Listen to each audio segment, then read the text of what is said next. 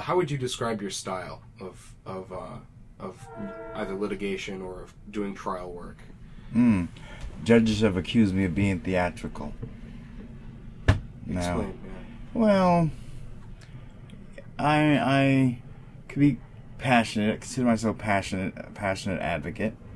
I don't overly yell and scream, but I could be emotional. I could be preacher-like in a courtroom when I think it's called for. Sometimes judges don't like it. Federal judges hate it.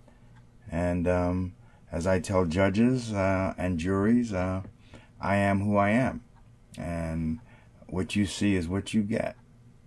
If I yell, it's not for effect. It's because I feel like yelling.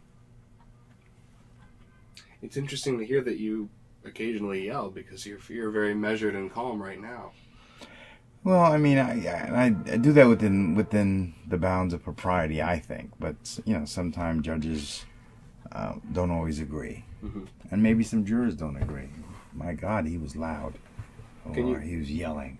Do you have do you remember a specific instance that this happened recently that you can talk about? Maybe not recently, but not recently. I mean, I've just had judges say, Mr. Walters, cool down the theatrics, and they say it in front of the jury as if I'm like pandering to the jury, which I'm not. And I always turn to the judge and say, Judge, I'm sorry, I'm just being me, and I apologize if I've been overly loud. I'll try to contain my emotions. What were you in the time you're thinking about? What were you talking about? What was the point you were making to the jury? Well, it might have been